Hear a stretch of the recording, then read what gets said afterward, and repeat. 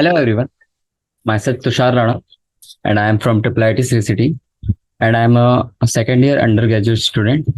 तो आज हम अपना केमिस्ट्री का जो हमारा क्लास 11th है उसका चैप्टर नंबर 12 स्टार्ट करने जाएंगे।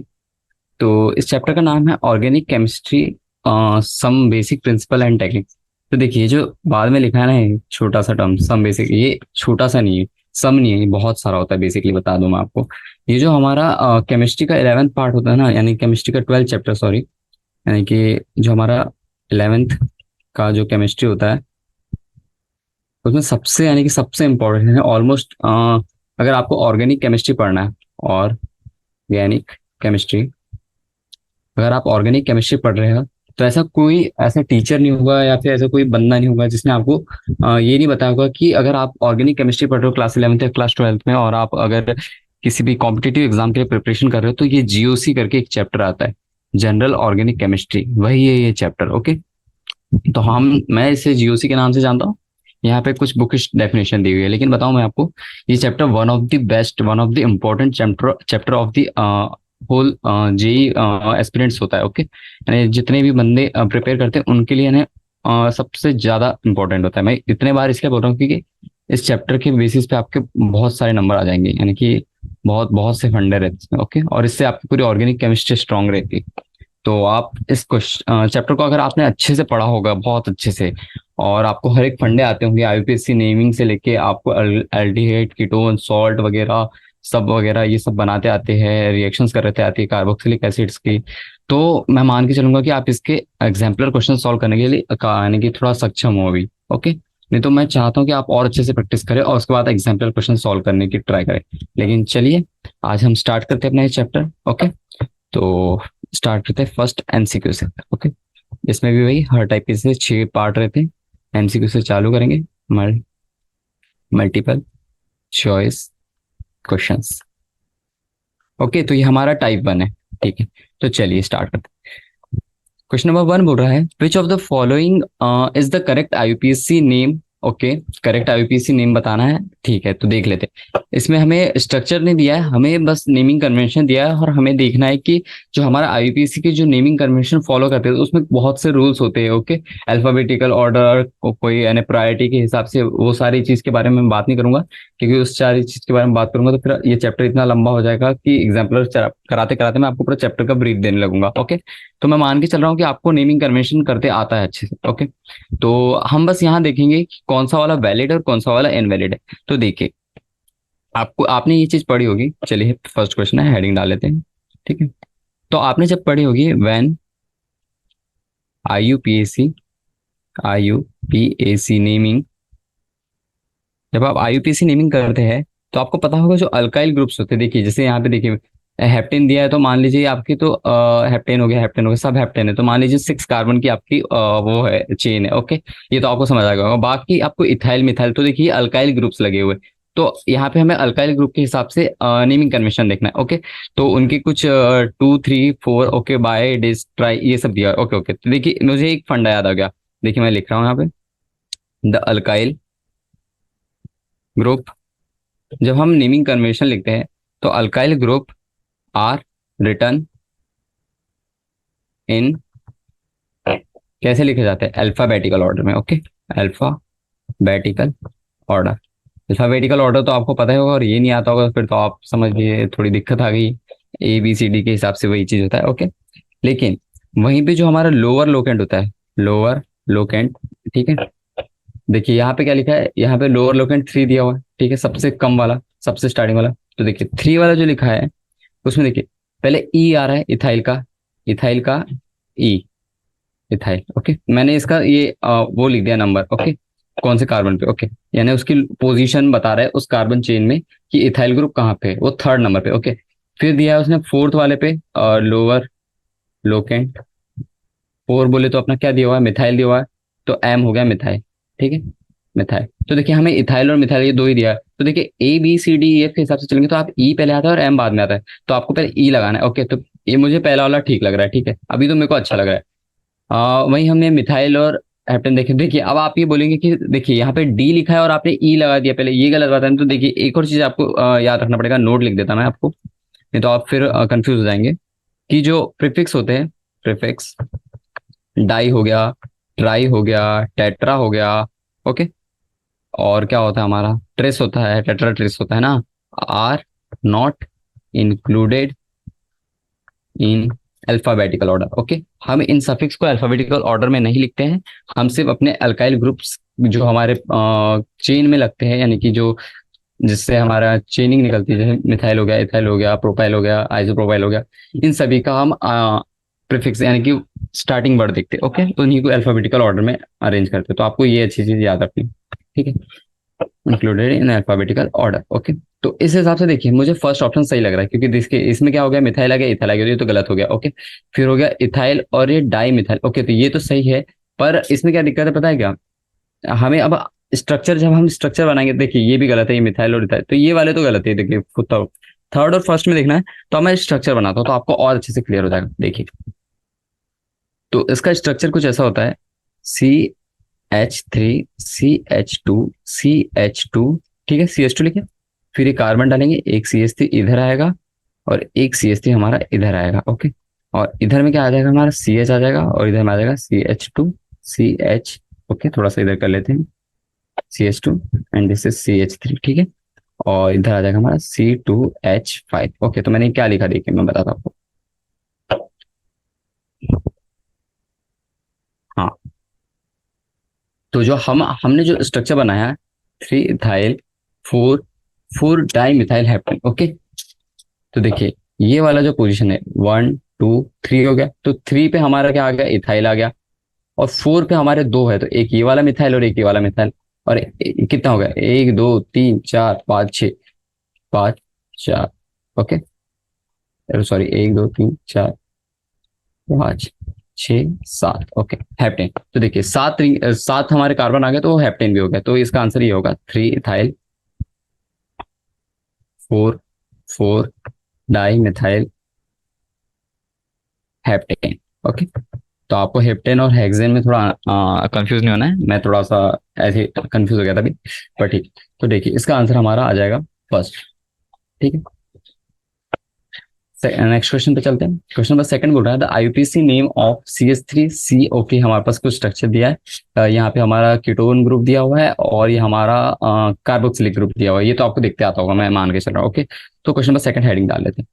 पहले हम स्ट्रक्चर बनाएंगे यहाँ पे, क्योंकि ये देखिए आपको जब ये यानी नेमिंग कन्वेंशन करना है या फिर आईयूपीएसी नेम लिखना है, तो पहले आपको स्ट्रक्चर बनाते आना चाहिए और स्ट्रक्चर में नेमिंग करते आना चाहिए। ओके, उनको कहाँ से चालू करना है, कहाँ पे खत्म करना है, ये सारी चीजें आना चाहिए आपको, कौन सा कार्बन कौन सा ग्रुप पहले लेना है, ये सब पीरियोडी यानी कि अपनी प्रायोरिटी ग्रुप जो होता है हमारा, एक बड़ा सा टेबल बनाते हैं हम।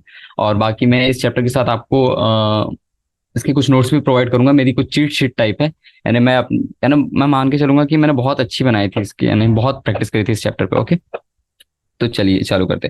तो चलते, देखिए मैं आपको तो ये पता होगा, हायर प्रायोरिटी लेते हैं तो COH का हायर प्रायोरिटी होता है, तो देखिए COOH का हायर प्रायोरिटी होता है देन कीटोन, तो अपन इसको मारेंगे। ओके, तो ये हमारा कौन सा हो जाएगा, ये हमारा मेन चेन में फंक्शनल ग्रुप हो जाएगा, फंक्शनल ग्रुप, इसको हम सिलेक्ट करेंगे। ओके, तो चलिए हम पहले नेमिंग कर लेते हैं, यहाँ पे 1 से चालू करेंगे, 2 3 4 5। ओके, तो 5 कार्बन थे हमारे पास, तो सीधे सीधे दिख गया मुझे क्या है, ये हमारा देखिए फोर्थ पोजीशन पे कीटोन ग्रुप है, और जब हम उसको प्रीफिक्स के टर्म में लिखते हैं तो हमारा क्या हो जाएगा, वो हो जाएगा हमारा 4 ऑक्सो। ओके, ऑक्सो लिखते हैं हम, पता है आपको, ठीक है। और फिर उसके बाद में बस चेन का नाम लिखना है, तो क्या हो जाएगा, ऑक्सो के बाद में हो गया, ऐसा कुछ दिया है क्या, ऑक्सो पेंटोइक एसिड, ऑक्सो। ओके, मैंने ऑक्सो तो यही लिख दिया, अच्छा ऐसे लिख देते हैं, ऑक्सो पेंटोइक। देखिए बहुत टाइप से लिख सकते हैं हम किसी भी नोमेनक्लेचर के नाम पर, आपको थोड़ा ऑप्शन के हिसाब से भी देखते जाना है। तो एसिड तो आना इतना तो पक्का है, तो देखिए ऑन तो गया, ये भी गया, ठीक है, ये भी गया, आंसर ये है हमारा फोर्थ, क्योंकि एक ही में एसिड है, तो आप ऐसे भी डायरेक्ट चेक कर सकते हैं, आपको इतना सॉल्व भी नहीं करना पड़ेगा। ओके, तो ये बात हुई, और आपको बस यहाँ पे ये फंडा याद रखना था कि कार्बोक्सिलिक एसिड का जो फंक्शनल ग्रुप की जो प्रायोरिटी होती है कीटोन ग्रुप से बहुत ज्यादा होती है। ओके, बहुत ज्यादा नहीं, यानी कि उससे तो ज्यादा ही होती है एटलीस्ट। फिर उसके बाद में आपको पता ही है अल्कोहल वगैरह, कीटोन, ये सब आते हैं, ठीक है। फिर देखते हैं द आई। ओके, हमारे पास स्ट्रक्चर दिया और हमें आईयूपीएसी ने बोला, तो देखिए मैं यही चाह रहा था, देखिए हमसे पहले उसने पहले नाम दे दिया, उसने बोला कि कौन सा आईयूपीएसी है, फिर उसके बाद में हमसे स्ट्रक्चर दे दिया, उसने बोला कि नाम बताओ। अब हमारे पास थोड़ा सा रिंग वाला स्ट्रक्चर दे दिया, यानी कि थोड़ा अच्छा है ये क्वेश्चन, ठीक है। अच्छा है, यानी कि आपने अगर अच्छे से किया होगा तो एकदम झटके में, जैसे मुझे पता है बहुत बहुत ईजी है। मुझे अभी मैं लिखते लिखते आंसर दे दिया, क्योंकि ना ये चैप्टर ऐसा है कि अगर आपको फंडे आ गए ना अच्छे से, तो इतना इजी लगता है ये चैप्टर की क्या बोलूं मैं, ठीक। तो देख ले, ऑप्शन के हिसाब से चले तो 1 क्लोरो 1 क्लोरो 2 क्लोरो 2 क्लोरो, तो आप ऐसे भी देख सकते हो, वैसे मुझे पता है कैसे करना है। तो देखिए, जब भी हम नेमिंग कन्वेंशन नेमिंग चालू करते हैं तो हम ऐसा नेमिंग करते हैं कि उसके जो सब्सटीट्यूएंट है वो एकदम पास पास रहे, ओके। यानी कि अगर हम 1 इधर से लेके ये 2 3 4, तो देखिए यहाँ पे फोर्थ पे हमें CS3 मिल रहा है, लेकिन अगर हम ऐसे चालू करें, ओके, मैं ऐसे इरेज कर रहा, मैंने ऐसे लिखा, ठीक है। लेकिन अगर हम ऐसे 1 यहाँ से चालू करें, 2 यहाँ करें, तो देखिए पहले 1 और 4 में यहाँ पे कितने का, 4 का अंतर आ गया, लेकिन 1 और 2 के बीच में एक ही का अंतर है। तो देखिए ये ज्यादा सुटेबल है ना, कि हमें उसके सब्स्टिट्यूएंट पहले मिल रहे हैं। तो हम ये ट्राई करेंगे कि क्या ट्राई करेंगे कि हमारे जो सब्स्टिट्यूएंट है वो हमें जल्दी मिल जाए, ओके। तो 1 2 3 4 और ये 5 लिखेंगे, ओके। 2 3 4 5, ओके, सॉरी 6, ठीक है। तो देखिए 1 पे हो गया क्लोरो, 2 पे हो गया नाइट्रो, 3 और 4 पे हो गया मिथाइल। तो बस नाम तो आपको पता ही चल गया क्या हो गया। ये हो गया 1 क्लोरो 4 मिथाइल, क्योंकि अब आप बोलेंगे मिथाइल क्यों लिखा, रुकिए मैं बताता आपको। और फिर लिखेंगे 2 नाइट्रो बेंजीन। अब ये मत बोलना कि आपने 1 के बाद में क्लोरो लिखा, पर यहाँ पे तो नाइट्रो आना था। देखिए मैंने आपको बताया अल्फाबेटिकल ऑर्डर। देखिए इसमें बहुत से फंडे लगते हैं, तो आपको अल्फाबेटिकल ऑर्डर के हिसाब से भी चलना है। तो क्लोरो सबसे पहले आएगा, फिर ABCDFGHIJKLMNN। तो एम पहले आया ना, तो उस हिसाब से हम पहले एम लगाएंगे, ठीक है। तो इसलिए हम इस तरीके से करेंगे, ओके। नेक्स्ट क्वेश्चन पे चलते हैं। देखिए बहुत इजी क्वेश्चन था, बस आपको थोड़ा सा अल्फाबेटिकल ऑर्डर के हिसाब देखना है, और आपको याद रखना चाहिए कि कुछ कुछ फंडे होते हैं। देखिए जैसे इसमें कुछ अगर हायर प्रायोरिटी फंक्शनल ग्रुप पे जाता तो उससे हम चालू करते, ऐसा भी हो सकता है, ओके। तो ये सारी चीजें आपने पढ़ी होगी, मैं मान के चल रहा हूँ।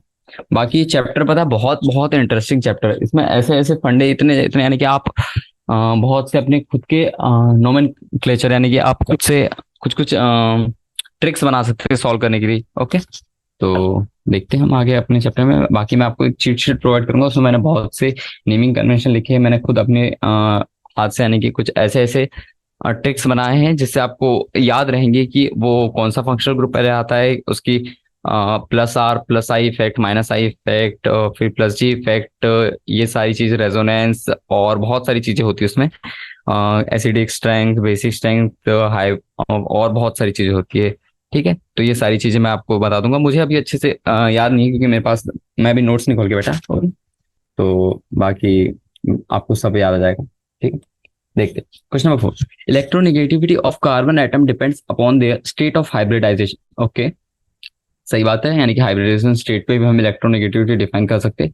इन विच ऑफ द, ओके, तो हमारे पास कंपाउंड दिए और उनके बीच में, ओके। तो देखिए इसमें मैं कुछ भी नहीं करूँ, इसका आंसर मुझे पता है 3 है। अब आपने बोला कैसे, ये क्या चीटिंग कर रहे हैं आप सर? नहीं नहीं नहीं, ये देखिए CH3 single bond CH2 single bond C और ट्रिपल बॉन्ड CH। तो हमें बोला एस्ट्रिक्स, यानी जिस कार्बन पे एस्ट्रिक्स लगाए उस कार्बन की हमारे को क्या बतानी है, इलेक्ट्रोनेगेटिविटी बतानी है, ओके। तो देखिए मैं बताता हूँ आपको।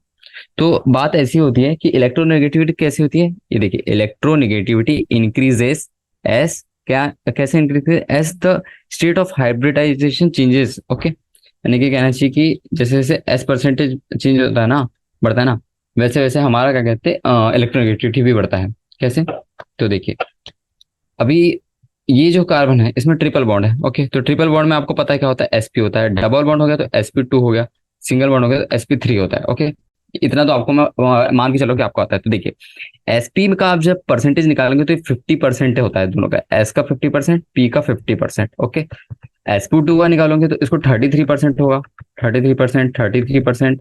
p का हो जाएगा कितना, 66%, दो है तो p का ये हो गया, s का ये हो गया।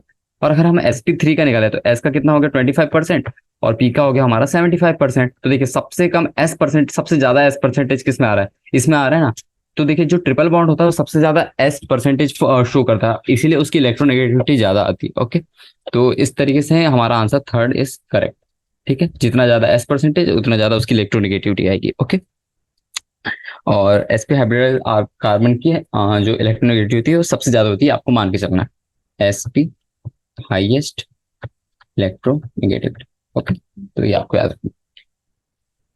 इजी सा क्वेश्चन था, आपको बस इतना पता रखना था कि इलेक्ट्रोनेगेटिविटी एस परसेंटेज पे किस तरीके, एस या फिर पी के परसेंटेज पे किस तरीके से हम उसे लिख सकते हैं। और आपको ये याद रखना चाहिए कि sp2 और sp3 में उनकी परसेंटेज का कंपोजिशन क्या होता है। वो तो हम डायरेक्टली देख के भी बता सकते हैं, इसमें कोई दिक्कत नहीं। ओके, चलते हैं नेक्स्ट क्वेश्चन पे।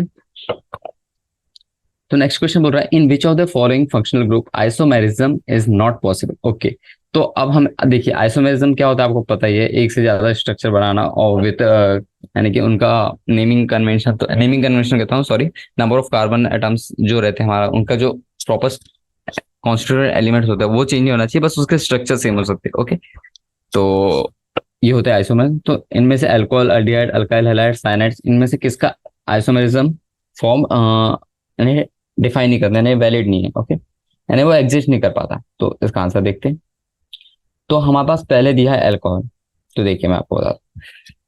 तो जो अल्कोहल होते हैं, अल्कोहल हमारे पहले तो फंक्शनल आइसोमर्स होते हैं। पहली बात करते हैं हम अल्कोहल की। अल्कोहल, ओके, तो alcohol are functional functional isomers, okay, of ethers. किसके होते हैं? इथर्स के। और वहीं पे हम वाइल एल्डिहाइड की बात कर ले, ये सारी चीज मैं मान के चल रहा हूँ आपने पढ़ी होगी और आपको याद होगी। देखिए थोड़ा थ्योरी कंटेंट भी होता है जीओसी में, तो आपको ये भी याद रखना है। ओके, और जो हमारे एल्डिहाइड होते हैं वो क्या होते हैं? वो फंक्शनल आइसोमर, वो भी फंक्शनल आइसोमर्स होते हैं, लेकिन किसके? फंक्शनल। देखिए दो टाइप, फंक्शनल हो गया, स्ट्रक्चरल आइसोमर हो गया, तो अलग अलग टाइप्स होते हैं। ओके, फंक्शनल आइसोमर्स होते हैं। किसके होते हैं ये? देखिए अल्कोहल जो होता है हमारा ईथर का होता है, ROR। ओके, ये होता है हमारा, तो उससे ROH हो गया, इस टाइप से ईथर बनता है उसका। अल्डिहाइड कीटोन में क्या होता है? अल्डिहाइड में अपना कैसा रहता है? फंक्शनल आइसोमर ऑफ ये कीटोन होते हैं। कीटोन, कीटोन का क्या होता है? कार्बन डबल बॉन्ड O ऐसा होता है ना, और इसका क्या होता है? कार्बन डबल बॉन्ड OH ऐसा कुछ होता है ना। ठीक है, तो इस तरीके से हम बना सकते हैं इसके फॉर्म। और हमारा क्या हो गया? साइनाइड। ओके, वेर साइनाइड जो होता है हमारा, cyanides, cyanides are functional isomers of. Okay, देखिए हमें यहाँ पूछा ही है उसने फंक्शनल ग्रुप के बारे में, तो हम देखिए अगर स्ट्रक्चरल होता तो हम सभी के बना सकते थे, लेकिन हमें फंक्शनल आइसोमर्स के बारे में बात करनी है। तो सभी के फंक्शनल आइसोमर किस तरीके से बन सकते हैं? देखिए साइनाइड बनाता है आइसोसाइनाइड से, आइसोसाइनाइड से। ओके, सॉरी, आइसोसाइनाइड से। ओके, आइसोसाइनाइड से वो फंक्शनल आइसोमर्स अपने बना पाता है। लेकिन अब बात चलती है हमारे जो अल्काइल हैलाइड होते हैं, अल्काइल हैलाइड। जो हमारे अल्काइल हैलाइड होते हैं, जैसे CH3Cl हो गया, ये हो गया, तो ये किसी के साथ कोई फंक्शनल आइसोमेरिज्म शो नहीं करती, क्योंकि इसमें कोई ऐसा फंक्शनल ग्रुप नहीं होता है। देखिए ये हेलोजन है, इसमें क्या ही फंक्शनल ग्रुप आप बताओगे? जैसे देखिए आप, ये ROH है तो OH हो गया, अल्कोहल ग्रुप हो गया, इसमें C हो गया तो कीटोन ग्रुप हो गया, साइनाइड हो गया तो आइसोसाइनाइड में C, ऐसा C अपना ट्रिपल बॉन्ड N बनता है, वो आइसोसाइनाइड हो गया। ओके, तो इस तरीके से वो फंक्शनल आइसोमेरिज्म शो करते हैं, पर जो हमारा अल्काइल हैलाइड होता है वो फंक्शनल आइसोमेरिज्म शो नहीं करता। ओके, सो इसका आंसर हो जाएगा हमारा, ओके मैंने इसको स्क्रॉल कर दिया, fourth, sorry, it is third, alkyl halide. Alkyl halide doesn't show functional isomerism. Okay, okay, ठीक है, नेक्स्ट क्वेश्चन पे चलते हैं। Question number 6।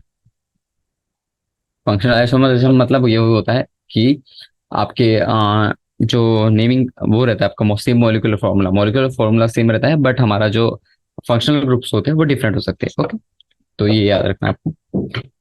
नेक्स्ट क्वेश्चन पे चलते हैं। The fragrance of flowers is due to the presence of some steam volatile organic compounds called essential oils. Okay, these are generally insoluble in water at room temperature but are miscible with water vapor in vapor phase. Okay, a suitable method for extraction of these oils from the flowers. Okay, तो जो इसमें बोला है कि जो flowers में जो fragrance आता है वो किसकी वजह से आता है? कुछ स्टीम वोलेटाइल ऑर्गेनिक कंपाउंड होता है उसमें, जिसको हम एसेंशियल ऑयल कहते हैं, उससे हमारे को एसेंस मिलता है। लेकिन जो जैसे हम परफ्यूम वर्फ्यूम बनाते हैं फ्लावर से, तो वो परफ्यूम हम कैसे एक्सट्रैक्ट करते हैं उनसे, उसके बारे में बात कर रहा है। तो उसमें बोला है कि ये इंसॉल्युबल इन वाटर होते हैं, और वो वाटर यानी कि देखिए जो, देखिए दो टाइप होता है, एक वाटर हो गया, वाटर यानी कि हो गया हमारा लिक्विड फेज। ओके, तो लिक्विड फेज में वो क्या होते हैं? हमारे इनसॉल्युबल होते हैं, इनसॉल्युबल। लेकिन जो हमारा वेपर फेज है, वेपर फेज, ये हम वाटर के बारे में बात करें। ओके, वाटर के बारे में बात करें, और ये किसके बारे में बात करें, हम वो ऑर्गेनिक सॉल्वेंट के बारे में बात करें, सीधी बात है। ऑर्गेनिक केमिस्ट्री की बात करें तो ऑर्गेनिक सॉल्वेंट ही डिस्कस करें हम। ऑर्गेनिक कंपाउंड कह देते हैं हम। ओके। तो जब हम ऑर्गेनिक कंपाउंड प्लस वाटर करते हैं, ठीक है, तो वो लिक्विड फेज में रहा तो इंसॉल्युबल होता है, लेकिन जब वेपर फेज में होता है तो वो मिक्सिबल हो जाता है, यानी कि वो मिक्स कर जाता है, तो हम उसे फिर उससे कुछ अपनी कुछ मेथड्स लगा के एक्सट्रैक्ट कर सकते हैं। तो वो बोला है कि इसमें कौन सी मेथड से हम एक्सट्रैक्ट करते हैं, तो चलिए मैं बताता हूँ। तो देखिए, पहली तो हो गई डिस्टिलेशन। नहीं नहीं, डिस्टिलेशन से तो कुछ नहीं होता। फिर दूसरा हो गया अपना क्रिस्टलाइजेशन। नहीं, इसमें तो क्रिस्टल फॉर्म होते हैं, वो सॉलिड स्ट्रक्चर में जो होता है हमारा वो वाला यानी कि ये टर्म है। Okay. Distillation under reduced pressure, no steam distillation. देखिए, अब हम वेपर की बात कर रहे हैं, तो हमें वहां पे स्टीम की बात हो रही है। Okay.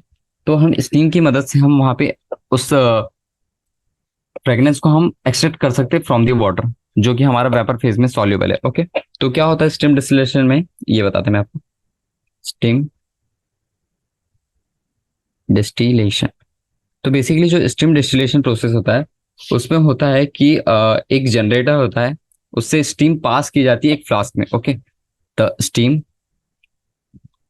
Is passed by generator, okay, through a heated flask. Okay. यानी कि एक फ्लास्क को हम हीट करते रहेंगे और उसमें से हम स्टीम भी पास करते रहेंगे, तो उसमें हॉट स्टीम निकलेगी, जिस यानी लिक्विड में, यानी जिस फ्लास्क में हमारा लिक्विड रखा हुआ है, उसमें हम ऐसी वार्म स्टीम पास करेंगे, तो उससे जो होगा हमारा जो स्टीम और वॉलेटाइल ऑर्गेनिक कंपाउंड हो जाएगा वो कंडेंस्ड हो जाएगा। Okay. So through this the organic compound will condense. Okay. तो हमारा ऑर्गेनिक कंपाउंड कंडेंस हो गया। देखिए, अगर वेपर फेज में कोई चीज कंडेंस हो रही है तो फिर वो लिक्विड फॉर्म में आ जाएगी अपने। Okay. So we can extract. जैसे मुझे ये बताना नहीं था, पर मैं बता दिया। आपने नाइन्थ टेंथ में एक आता है डिस्टिलेशन, वो बताते हैं कि कैसे करते हैं डिस्टिलेशन, वही चीजें। तो इस तरीके से हम एक्सट्रैक्ट कर सकते हैं फ्रेगनेंस। Okay, sorry. ओके, हाँ, फ्रेगनेंस जो हम अपने परफ्यूम में यूज करते हैं। ठीक है। तो क्वेश्चन नंबर 6 तो हमारा हो गया, इसका आंसर हमारा है 4th। तो इस तरीके से देखिए, ये पूरा थ्योरी कंटेंट था। आपको अगर थ्योरी अच्छे से आता होगा और आपने थोड़ा 9 10 के कॉन्सेप्ट भी आपको आते होंगे, तो आपको इजीली बन जाएगा कि स्टीम डिस्टिलेशन में बेसिकली होता क्या था। ओके। स्टीम की मदद से हम अपने वेपर फेज में जो रहता था, तो उसे हम कंडेंस करके एक्सट्रैक्ट कर लेते हैं। नेक्स्ट क्वेश्चन पे चलते हैं। क्वेश्चन नंबर 7 बोल रहा है, during heating of a court hearing of a court case, the judge suspected that some changes in the document has been carried out. Okay. He asked the forensic department to check the ink used at two different places, according to which technique can be okay. तो ये बोला है कि कुछ हमें ink के बारे में बात करनी है, तो बेसिकली हमें कुछ यहाँ पे प्रोसेस के बारे में बतानी है। ओके। तो देखिए, column chromatography, solvent extraction, distillation. Okay, ये तीनों तो, ये दो तो हो ही नहीं, मैं मान ही नहीं सकता। ओके। ये हो सकता है या फिर ये हो सकता है, क्योंकि हमें पता है कि हमने 9th और 10th में भी पढ़ा था कि क्रोमेटोग्राफी से हम इंक के बारे में पता कर सकते हैं। ओके। तो चलिए देखते हैं। तो देखिए, इसका आंसर है 4th। कैसे? In layer chromatography. ओके। तो इसमें क्या होता है, ये एक मेथड होता है analysing the mixture by separating the components of the mixture. Okay. Here in thin layer chromatography, देखिए थोड़ी नई टर्म है, इसलिए मैं आपको बता रहा, क्योंकि कई लोगों को ये बात पता भी नहीं रहती है। देखिए, ये ऐसा थ्योरी कंटेंट है, तो मुझे भी ऐसा थोड़ा सा डॉक से निकालना पड़ा। थिन लेयर क्रोमेटोग्राफी क्या होता है, एक मेथड होता है for analysing the mixtures bye separating the components of the mixture in the components of mixture. Okay. तो इस टेक्निक से हम यानी कि नंबर ऑफ कंपोनेंट्स उस मिक्सचर में पता कर सकते हैं, उस कंपाउंड की प्योरिटी के बारे में पता कर सकते हैं। ओके। तो जब हम ये सारी चीजें पता करेंगे, यानी कि अगर एक हमारे पास इंक 1 है और इंक 2 है, तो हम दोनों में ये थिन लेयर क्रोमेटोग्राफी लगाएंगे और हम चेक करेंगे कि उसमें किस में प्योरिटी का डिफरेंस आ रहा है या फिर उसके कंपोनेंट में दिक्कत आ रहा है, क्योंकि हर एक इंक में कुछ कुछ डिफरेंट कंपोनेंट या डिफरेंट प्योरिटी के सब्सटेंस यूज होते। तो अगर हमें वहां पे कुछ अंतर दिख गया तो हम समझ जाएंगे कि वहां पे कुछ उनने वो करे है, यानी कि कुछ गलत करे। ओके, यानी कि वहां पे अपना ये क्या लिखा था हमारा, to check the ink used different place, हाँ ये वाली चीज। ठीक है, तो ये थर्ड लाइन, इससे हमें पता चल जाएगा। तो इसका आंसर हो गया 4। तो ये वही था, थोड़ा सा थ्योरी पार्ट में। आगे बढ़ते, the principle involve in paper chromatography. Okay, तो देखिए 3 क्वेश्चन हो गए हमारे, सिर्फ क्रोमेटोग्राफी वगैरह, डिस्टिलेशन, एक्सट्रैक्शन वगैरह, इन सभी पे बेस्ड है। तो चलिए इसे खत्म करते हैं, उसके बाद में हमारे आ जाएंगे जीओसी के concept. The principle involve in paper chromatography. Okay, तो पेपर क्रोमेटोग्राफी में कौन सा प्रिंसिपल यूज होता है? तो इसमें बेसिकली होता है हमारा पार्टीशन का, क्योंकि हम क्रोमेटोग्राफी, ओके, क्योंकि इसमें क्या होता है, continuous differential of partition, continuous differential partitioning of component of a mixture between stationary and mobile phase. Okay, यानी कि अगर आपके पास एक कोई कंपोनेंट कंपाउंड है, वो हमारा रेस्ट कंडीशन पे है, और अगर उसमें हम कुछ मूवमेंट करते हैं, ओके, ये हो गया हमारा मोबाइल फेज में, और जब हम उसमें अपना ये पार्टीशनिंग यानी क्रोमेटोग्राफी करेंगे तो उसमें हमें दिख जाएगा कि जो रेस्ट कंडीशन पे था उस पर उसकी कुछ कंडीशन रही होगी, यानी उसकी कुछ प्योरिटी या फिर उसका कुछ कंपोनेंट रहा होगा। और जब वो कुछ यानी कि यानी कि थोड़ा चलने की, तो उसमें कुछ चेंज आ जाता है, तो उससे हम पता कर सकते हैं कि वहां पे पार्टीशन हो रहा है। ओके, तो इस तरीके से आपको करना है। क्वेश्चन नंबर 9 देखते हैं। What is the correct order of decreasing stability of the following cations? Okay, तो ये अच्छा क्वेश्चन है, तो इसे देखते हैं। ओके, तो क्वेश्चन नंबर 9 में बोला है कि हमें स्टेबिलिटी बताना है कैटायंस की। ओके, तो इसमें वही हमारे प्लस आई इफेक्ट और माइनस आई इफेक्ट के बारे में बात करिए। तो देख लेते हैं, पहले तीनों कंपाउंड के ऊपर प्लस आई और माइनस आई इफेक्ट लगा लेते हैं। CH3 हो गया, CH हो गया, और ये CH3 हो गया। CH के ऊपर हो गया पॉजिटिव चार्ज। ओके, तो देखिए CH के ऊपर पॉजिटिव चार्ज है, तो ये स्टेबलाइज्ड है। देखिए CH3 सिर्फ मिथाइल ग्रुप है, एक ही मिथाइल ग्रुप है ना, तो it is stabilised by weak. Okay, देखिए ये जो CH3 होगा, एक ही कंपाउंड, अगर यहाँ C2H5 हो गया या फिर आइसोप्रोपाइल या फिर नियो होता, तो कोई बात बनती है अपनी, यानी कि ज्यादा, जितने ज्यादा नंबर ऑफ कार्बन्स रहते हैं उसके साइड में, वो उतना प्लस आई यानी कि मिथाइल ग्रुप प्लस आई में इफेक्ट देते हैं, तो उससे स्टेबिलिटी बढ़ जाती है। लेकिन यहाँ पे हमारी एकदम सबसे कम वाली वो दी हुई है, यानी कि स्टेबलाइजिंग कंपाउंड। ओके, तो ये हमारा हो जाएगा वीक प्लस आई इफेक्ट। क्यों? क्योंकि हमारा CH3 इफेक्ट CH3 कंपाउंड की वजह से आ रहा है। ओके, और इसे हम क्या कहते हैं, मिथाइल कहते हैं। ठीक है, चलिए इसके बारे में बात कर लिए, अब हम सेकंड वाले के बारे में बात कर लेते हैं। CH3 CH पॉजिटिव, देखिए इसमें एक CH3 कंपाउंड है और एक OCH3 है, तो ये OR हो गया, तो हमारा ईथर हो गया एक टाइप से। ओके, तो ये हमारा हो गया, ये जो OR होता है ना, COR। ओके, तो ये हमारा हो जाता है strong, strong plus are effect. Okay, यहाँ पे आई। ओके, तो इस तरीके से आपको देखना है इफेक्ट ऑफ OCH3। तो इसमें बेसिकली जो होता है, O के ऊपर जो ये लोन पेयर होते हैं, और ये लोन पेयर इसको यानी पॉजिटिव चार्ज को देना चाहेंगे, तो वहां पे स्टेबलाइजेशन आ जाता है। तो कार्बन के ऊपर जो इफ इलेक्ट्रॉन डिफिशिएंट की जो वो होती है, यानी कि उसकी प्रॉपर्टी होती है ना, कि जो कार्बन हो गया, कार्बन पॉजिटिव जो हमारा इलेक्ट्रॉन डिफिशिएंट हो जाता है, यानी कि कार्बन में वैसे भी 4 इलेक्ट्रॉन होते हैं, यानी 6 इलेक्ट्रॉन होते हैं, और उसमें से आपने एक इलेक्ट्रॉन चला गया। ओके, तो उसके ऊपर पॉजिटिव चार्ज आ गया, तो 5, तो उसमें इलेक्ट्रॉन डिफिशियंसी आ गई। लेकिन जो लोन पेयर होता है, वो लोन पेयर उस कार्बन को दे देता है, तो वहां पे स्टेबलाइजेशन हो जाता है, और उसी को हम प्लस आर इफेक्ट करते हैं। ओके, तो इस तरीके से वो स्ट्रॉन्ग हो गया, यानी कि पहले वाले से तो स्ट्रॉन्ग है अपना सेकंड वाला। अब देखते हैं थर्ड वाले के बारे में। तो थर्ड वाला बोल रहा है CH3 CH पॉजिटिव। ओके, तो इधर है, और CH2, सॉरी इधर लिख दिया। ओके, CH2 और OCH3। देखिए इसमें वो OCH3 का लोन पेयर है, लेकिन यहाँ पे देखिए जो कार्बन है उसके बीच में OCH3 और कार्बन पॉजिटिव के बीच में CH2 ग्रुप आ गया, तो पहले ये वाला इफेक्ट एक्ट करेगा। ओके, और इसके वजह से यहाँ पे क्या हो जाता है, यहाँ डिस्टेबलाइजेशन आ जाता है, destabilised by minus I effect. Okay, of OCH3। अगर वो डायरेक्टली कनेक्टेड होता तो लोन पेयर की वजह से स्टेबलाइजेशन सेम आ जाता और सेकंड वाले ऑप्शन के इक्वल टू उसके स्टेबिलिटी आ जाती, लेकिन यहाँ पे बीच में हमारा CH2 ग्रुप आ गया, तो उसकी वजह से हमारा डिस्टेबलाइजेशन आ जाएगा और माइनस आई इफेक्ट लग जाएगा। तो अब हम इन तीनों को कंपेयर करें तो हमारा सबसे अच्छा कौन सा दिख रहा है? पहले तो हमारा सेकंड वाला दिख रहा है क्योंकि उसमें OCH3 की वजह से सबसे ज्यादा स्टेबिलिटी आ गई, फिर फर्स्ट वाला दिख रहा है और उसके बाद में सबसे गंदा तो हमारा थर्ड वाला। तो ऐसा ऑप्शन क्या है, फर्स्ट। तो इसे टिक करिए और चलिए आगे बढ़ते हैं। क्वेश्चन नंबर 10 बोलता है correct IUPAC name for, okay हमारे पास कुछ कंपाउंड दिया है और हमें IUPAC नेम लिखाना है, तो इसमें भी आपको नेमिंग कन्वेंशन और प्रीफिक्स और सफिक्स और अल्फाबेटिकल ऑर्डर देखना पड़ेगा। फंक्शनल ग्रुप चेक कर लेंगे थोड़ा सा। CH3, CH, CH, CH3, okay. यहाँ पे बेंजीन रिंग दी है, okay.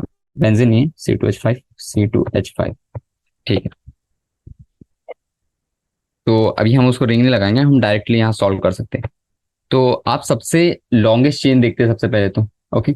Longest chain, functional group, functional group highest priority का देखते हैं। और उसके बाद में क्या देखते हैं, अरेंज सब्स्टिट्यूएंट इन अल्फाबेटिकल ऑर्डर। और फिर उसके अकॉर्डिंग आप क्या लगाते हैं, प्रीफिक्स एंड सफिक्स, ओके। तो ये सारी चीजें आपको देखनी है, तो आपका नेमिंग कन्वेंशन यानी कि आप IUPAC नेमिंग अच्छे से लिख सकते हैं, ओके। तो चलिए चालू करते हैं। देखिए मुझे यहाँ दिख रहा है, अगर मैं यहाँ से चालू करूँ 1 2 3 4, ओके, तो 4 ही हुआ। लेकिन अगर मैं यहाँ से चालू करूँ, देखिए यहाँ पे देखिए, यहाँ ऐसा है कि यहाँ पे 2 कार्बन है, यहाँ पे भी 2 कार्बन है। तो मैं यहाँ से चालू करूँ तो 1 2 3 4 5 6 7 हो गया ना, चार चार सॉरी 6 हो गए, और यहाँ पे सिर्फ 4 आ रहे थे। तो अपन याली इधर जाने सीधे डायरेक्टली जाने से अच्छा हम ऐसे राउंड करेंगे, ओके। तो चलिए स्टार्ट करते हैं नेमिंग। यहाँ 1 2 3, ओके सॉरी, यहाँ पे 1 भी आएगा, यहाँ 2 भी आएगा, यहाँ 3 आएगा, यहाँ 4 आएगा, यहाँ 5 आएगा और यहाँ 6 आएगा, ठीक। तो इसको थोड़ा अच्छे से बना ले, तो ये कुछ ऐसा बनेगा, ओके। हाँ,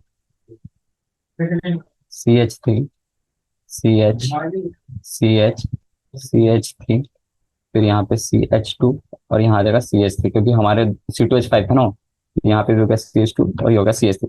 और हमने नाम कैसे करे थे, 1 2 3 4 5 एंड 6, ओके। तो ये हमें सीधे सीधे दिख रहा है, इसका naming convention 3 4 di methyl hexane, simple.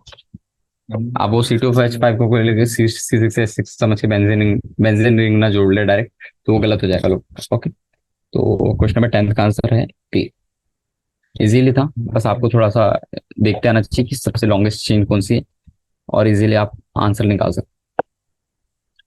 Question number 11 पे आते हैं।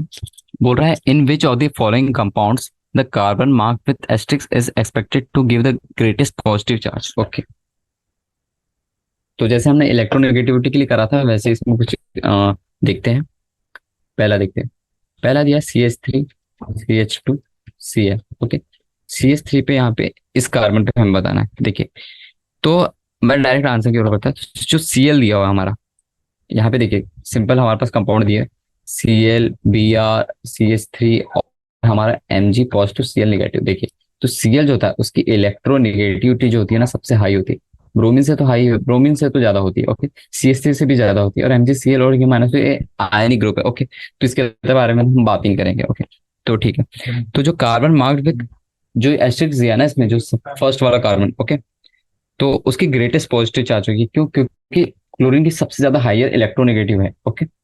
तो in first option carbon is having highest positive charge due to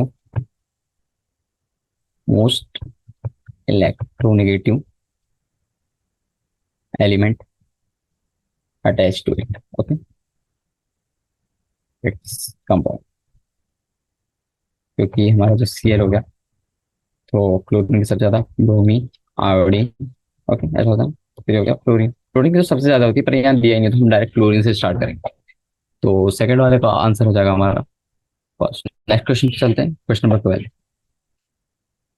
तो क्वेश्चन नंबर 12 बोल रहा है ionic species are stabilised by the dispersal of charge which of the following carboxylate ion is most stable, okay.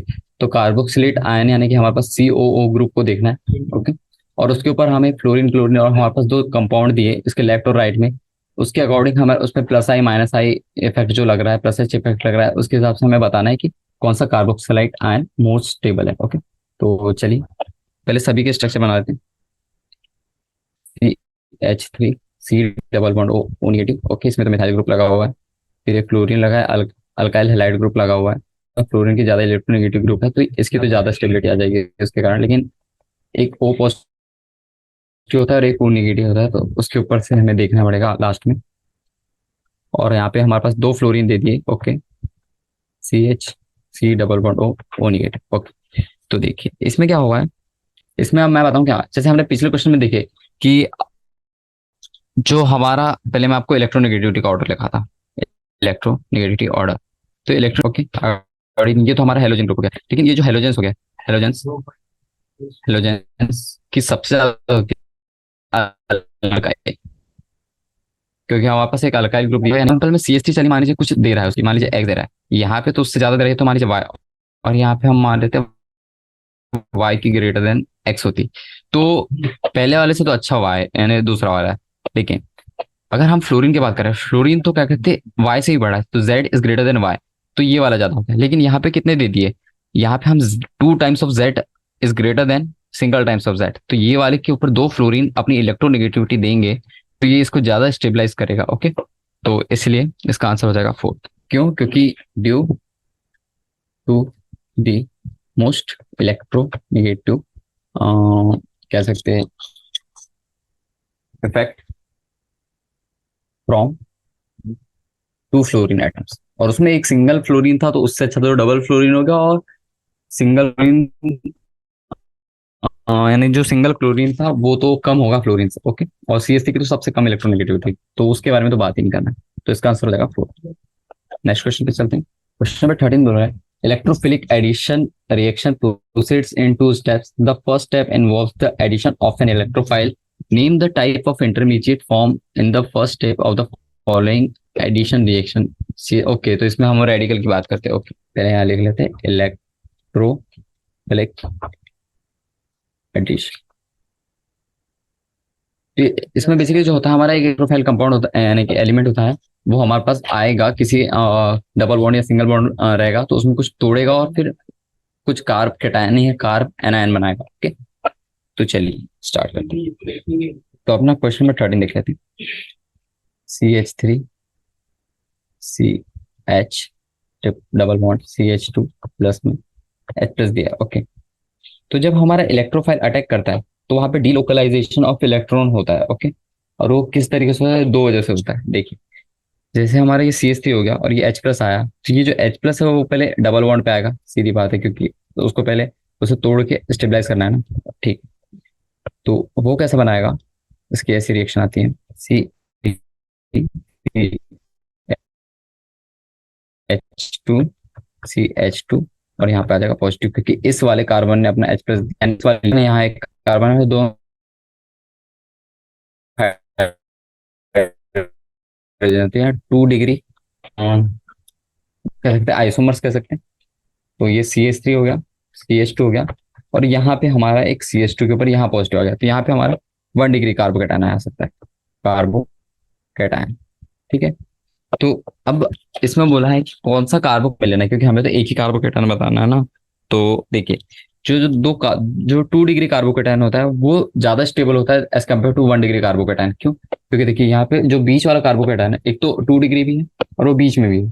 तो देखिए यहाँ पे ये वाला CH3 ग्रुप और ये वाला CH3 ग्रुप, तो दोनों अपने प्लस आई इफेक्ट इस कार्बोकेटायन को देंगे, okay.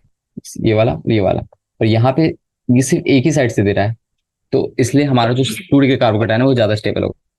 Here 2 degree carbocation is more stable, okay. So इसका आंसर हो जाएगा अपना फर्स्ट, यहाँ पे टिक कर लेते हैं। नेक्स्ट क्वेश्चन पे चलते, correct representation involve a heterolytic fission CH3Br, okay. तो हमें यहाँ हेटेरोलिटिक फ्रिजन करना है, ठीक है। तो देख लेते हैं, CH3Br के बारे में बात करिए। ये CH3 दिया है और ये Br दिया है, और हमें इसमें कुछ बॉन्ड तोड़ के हमें कार्बोकेटायन और कार्बन आयन बताना है। तो उसमें बोला है कि कौन सा करेक्ट वे है जिससे हम बॉन्ड तोड़ के उसके कार्बोकेटायन और कार्बन आयन बना सकते हैं। तो देखिए, एक होता है ना हमारा हेटेरोलिटिक होमोलिटिक फिजन, उसमें हम एक एक यानी हम एक बार उसके बॉन्ड को तोड़ते हैं और हम उसके या तो दोनों को एक एक सिंगल सिंगल इलेक्ट्रॉन देकर रेडिकल बना लेते, या फिर एक के पूरे इलेक्ट्रॉन एक दूसरे एलिमेंट यानी उसके दूसरे कॉन्स्टिट्यूएंट को देख के उसके ऊपर अपना पॉजिटिव या नेगेटिव चार्ज बना लेते हैं। तो यहाँ हेट्रोलिटिक फ्यूजन के बारे में बात करिए तो यहाँ पे आयंस बनेंगे, और अगर होमोलिटिक फ्यूजन के बारे में बात करी होती है तो यहाँ पे हमारे रेडिकल बनते हैं। ठीक है, तो यहाँ पे मैं लिख देता हेट्रोलिटिक फ्यूजन। जब हम हेट्रोलिटिक फ्यूजन करते हैं तो वहां पे हमारे आयंस फॉर्म होते हैं, आयंस फॉर्म। और जब हम अपना होमोलिटिक करते हैं, होमोलिटिक फ्यूजन, तो वहां पे हमारे रेडिकल्स फॉर्म होते हैं। ओके, चलिए यहाँ पे हमें अभी हाइड्रोलाइटिक की बात करें तो हमें आयंस फॉर्म करने। ठीक है, तो देखिए जो पहले हो गया CH3Br। ठीक है, तो जो CH3Br हो गया उसमें पहले अगर हम इसको इस तरीके से तोड़े तो यहाँ पे क्या बनेगा पता है, CH3। देखिए इसने लिया, Br ने तो अपना पूरा इलेक्ट्रॉन दे दिया, तो Br पे तो हमारा पॉजिटिव चार्ज आएगा, जो CH3 के ऊपर निगेटिव आएगा और Br के ऊपर पॉजिटिव चार्ज आएगा। ठीक है, तो पहला ऑप्शन तो हमारा गलत हो गया। अगर पहला ऑप्शन सही होना था तो इस टाइप से होना था, तो उस हिसाब से तो ये तो गलत है। ठीक है, पहला ऑप्शन यानी ये वाला तो गलत है। ठीक है, अब हम सेकंड वाला देखते हैं। सेकंड वाला बोल रहा है कि CH3Br में से अगर Br ने पूरा ले लिया तो CH3 के ऊपर पॉजिटिव चार्ज आएगा ट्रू, प्लस Br के ऊपर नेगेटिव चार्ज आएगा। तो ये हमारा ऑप्शन सही है, तो इसको हम टिक करेंगे। थर्ड ऑप्शन भी चेक कर लेते हैं, सारे ऑप्शन चेक कर लेते हैं। थर्ड ऑप्शन में बोला CH3Br, ओके Br ने लिया और CH3 के ऊपर नेगेटिव आ गया, प्लस Br के ऊपर पॉजिटिव चार्ज आएगा। कैसे, Br ने तो लिया तो उसने तो दिया नहीं, तो उसके ऊपर पॉजिटिव चार्ज कैसे आया? जो देता है वो ज्यादा बड़ा होता है तो उसके ऊपर पॉजिटिव चार्ज है, तो जो लेता है उसके ऊपर घट जाता है तो उसके ऊपर माइनस चार्ज आता है। ये आपको याद रखना। और अगर हम ये जो बोल रहा है, ओके, तो फोर्थ वाला ऑप्शन में क्या दिया है, CH3, ओके Br, इसने ऐसा तोड़ा, इसने ऐसे तोड़ा, तो जब देखिए इसमें होमोलिटिक हो गया, यानी कि एक ही साइड नहीं हुआ, दोनों साइड हुआ। तो यहाँ पे क्या हो जाएगा, CH3 के ऊपर एक डॉट आ जाएगा, क्योंकि उसने उस जो हमारा शेयर्ड शेयर्ड बॉन्ड था उसमें दो इलेक्ट्रॉन थे। देखिए ये दो इलेक्ट्रॉन थे, उसमें से एक इलेक्ट्रॉन CH3 ने ले लिया, प्लस एक इलेक्ट्रॉन हमारा Br ने ले लिया। तो जो हमें बोला गया वहां हेट्रोलिटिक की बात करा, और मैंने आपको पहले ही बताया कि होमोलिटिक में होता है ये चीज। तो होमोलिटिक, तो फोर्थ ऑप्शन तो सही है और थर्ड ऑप्शन भी गलत है, तो हमारा सिर्फ सेकंड ऑप्शन सही है। तो B option is correct for question number 14। Okay, चलिए क्वेश्चन नंबर 15 के बारे में बात करते हैं। क्वेश्चन नंबर 15 बोला the addition of HCl to an alkene proceeds in two step. Okay, तो अल्कीन के बारे में बात करिए, और बोला है कि the first step is the attack of H plus ion to C11C portion which can be shown as. Okay, तो हमें पहले अल्कीन ग्रुप बना लेते हैं, सिंपल सा C11C, कुछ ऐसे कंपाउंड है हमारे। ठीक है, और इसके ऊपर हमें क्या करना है, H प्लस का अटैक करना है, H प्लस आयन का अटैक करना है। और ये H प्लस आयन कहाँ से है, ये Cl टूटा तो H प्लस Cl माइनस आया, तो ये वाला H प्लस है। आप ऐसा मत बोलिए कि H प्लस कहाँ से लाया। तो जब डबल बॉन्ड के पास इलेक्ट्रॉन बहुत सारे होते हैं, ओके, यानी कि सफिशिएंट इलेक्ट्रॉन होते हैं, तो जब इस कार्बन पे ऐसा हुआ कार्बन, और इस पे जब हमारे यहाँ मान लीजिए हम यहाँ से अटैक करते हैं H प्लस को, ठीक है, तो ये H प्लस जो होता है ना, ये जाने की वजह ये जो डबल बॉन्ड है वो इसके ऊपर जाता है। देखिए मैंने जैसे बनाया था, ये ऐसे जाता है डबल बॉन्ड। ओके, जब डबल बॉन्ड इसके पास जाएगा तो वो डबल बॉन्ड नहीं रहेगा, वो सिंगल बॉन्ड हो जाएगा, और कार्बन जिस कार्बन ने अपना इलेक्ट्रॉन उस H प्लस को दिया तो वो ऐसा हो जाएगा, CC हो जाएगा। और उसने एक हाइड्रोजन ले लिया ना उसका, तो यहाँ पे तो पॉजिटिव चार्ज आ जाएगा, और यहाँ पे कार्बन में एक डबल बॉन्ड फॉर्म करके, यहाँ डबल बॉन्ड फॉर्म करके यहाँ H बन जाएगा। ओके, तो इस तरीके से हम इसको ऐसे कैसे, it can be shown as, इसको हम ऐसे शो कर सकते हैं कि carbon single bond double bond carbon में H प्लस जो है वो ऐसे ना जाते हुए ऐसे आएगा। ठीक है, तो इसका ऐसा कहाँ दिया है, ये ऑप्शन हमें सेकंड दिख रहा है। ओके, तो इसका आंसर बी। तो इजी था, नेक्स्ट पार्ट पे चलते हैं, सेकंड। ओके, मैंने आप पेज खोल लिया इसमें, सेकंड MCQ टाइप 2। तो MCQ टाइप 2 में यानी कि इसमें एक से ज्यादा करेक्ट हो सकते हैं, तो इसका हमें ध्यान रखना है। बाकी जैसे क्वेश्चन सॉल्व करते हैं वैसे ही इसमें भी। ओके, तो इसमें बोला which of the following compound can contain all the carbons in the same hybridisation state. Okay, तो यहाँ पे हमें हाइब्रिडाइजेशन स्टेट चेक करनी है, single bond, double bond, triple bond की तो आपको बताया था मैंने कि उस हिसाब से चेक करना है। तो क्वेश्चन नंबर 16 लिख लेते हैं पहले। ठीक है, तो देखिए पहले मैं लिख देता sp, sp2 और sp3। ठीक है, ये तीन हाइब्रिडाइजेशन स्टेट होती है। हाइब्रिडाइजेशन स्टेट ये किसकी होती है? sp बेसिकली हमारा होता है ट्रिपल बॉन्ड के लिए, sp2 होता है हमारा किसके लिए होता है? sp2 तो हमारा डबल बॉन्ड के लिए होता है, और sp3 तो हमारा सिंगल बॉन्ड के लिए होता है। ठीक है, तो ये तीन चीज यानी कि ये तीन चीज पता होगी आपको तो इजीली आपको बता सकते हो। तो पहला वाला देख लेते हैं, ये हाइड्रोजन हो गया। अब देखिए हमें हर एक ऑप्शन चेक करना पड़ेगा क्योंकि एमसीक्यू है। Hydrogen, carbon triple bond, carbon single bond, carbon triple bond, carbon single bond H। देखिए ये वाला कार्बन sp है, ये वाला कार्बन sp है, ये वाला कार्बन sp और ये वाला कार्बन भी sp। तो पहले वाले में तो सारे कार्बन के sp स्टेट में, तो उसको बोला है कि which of the following bond can all carbon in same hybridisation. तो पहला वाला तो सही है। ओके, तो A1 is the correct. Second वाला देख लेते हैं, CH3 single bond C, triple bond C, single bond CH3, sp लेकिन यहाँ सिंगल बॉन्ड है तो sp3 और यहाँ sp3। तो यहाँ पे तो ये गलत हो गया क्योंकि दो कुछ और है, दो कुछ और है।